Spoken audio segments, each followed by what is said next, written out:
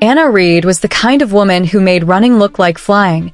Every step was power, every breath was purpose, and every dream she had was painted on the horizon of a Texas sunrise. She was 27, confident, bold, and just weeks away from the national championships where her coach Mark believed she could finally take the gold. Her mother, Mary, always said she was born to run, and Anna believed it too. That night, after an intense training session, the sound of her shoes pounding the dirt track still echoed in her ears as she drove home, singing along to the radio, smiling at the future that awaited her.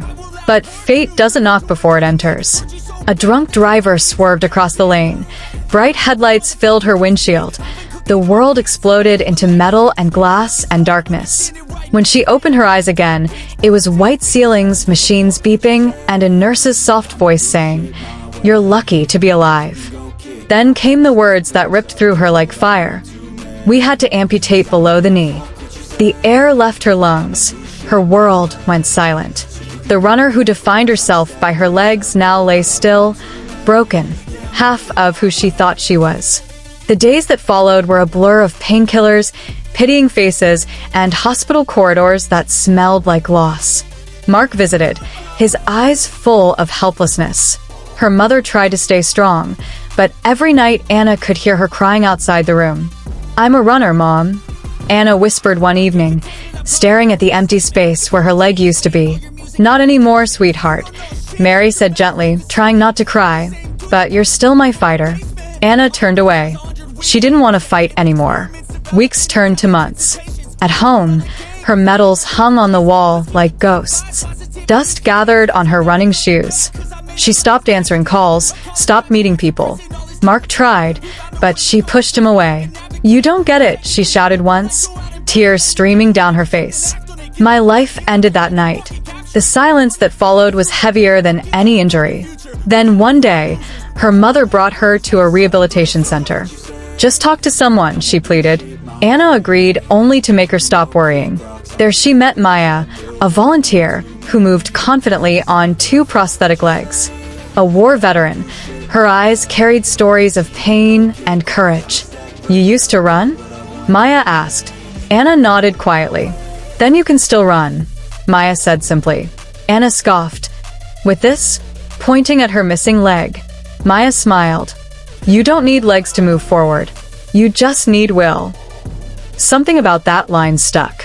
Over the next few sessions, Maya's energy started chipping away at Anna's bitterness. They talked, laughed a little, shared stories of loss. For the first time in months, Anna felt seen, not as a broken runner, but as a woman still breathing. One afternoon, Maya took her to a gym full of athletes with prosthetics.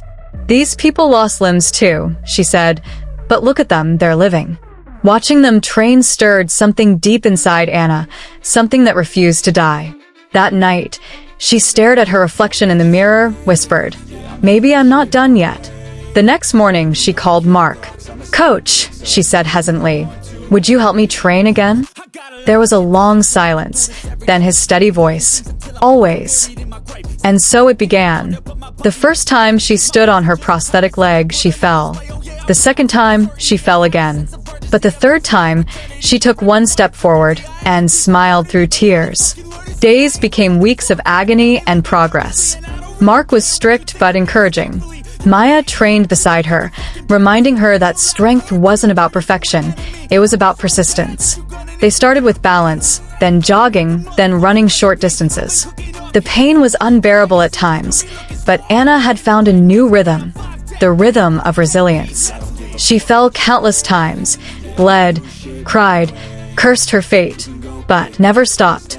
Slowly, the woman who once pitted herself began to rise from her ashes. One day, Mark handed her an entry form. "Para-athlete state championship. Next month," he said. "You're ready."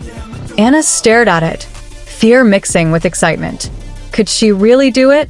The night before the race, she sat alone on her porch, the Texas wind brushing her hair. She looked down at her prosthetic leg and whispered, "They said I was finished. Maybe I'm just getting started." The morning of the race was electric.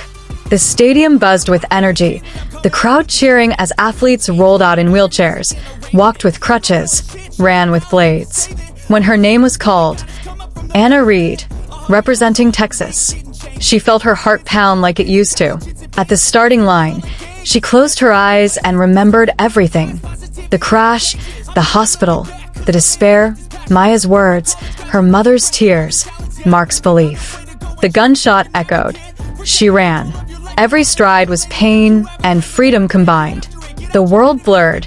The crowd disappeared. All she could hear was her heartbeat and the voice in her head saying, "Keep going." Halfway through, she stumbled but refused to stop. "Not this time," she whispered, and she pushed harder. The finish line came closer. Her lungs burned, her muscles screamed, but her spirit roared louder. She crossed the line second, not first, but it didn't matter. She fell to her knees, gasping, laughing, crying all at once. The crowd stood and cheered. Maya rushed to her, hugging her tightly. "You did it," she said. "No." Anna smiled through tears. "We did it." Mark joined them, his voice thick with emotion. "I've trained many athletes, Anna, but you're something else." Later that evening, during the medal ceremony, Anna looked out at the crowd. Cameras flashed, applause thundered, and she realized that victory wasn't the gold medal. It was standing there, whole again in spirit. In her speech, she said, "They told me I'd never walk again, but here I am running." You don't need two legs to stand tall. You just need one reason to keep going. The audience erupted. Her mother wiped tears of pride. Maya smiled knowingly. As the lights dimmed and the music swelled, Anna walked off the stage, her prosthetic tapping against the floor in perfect rhythm.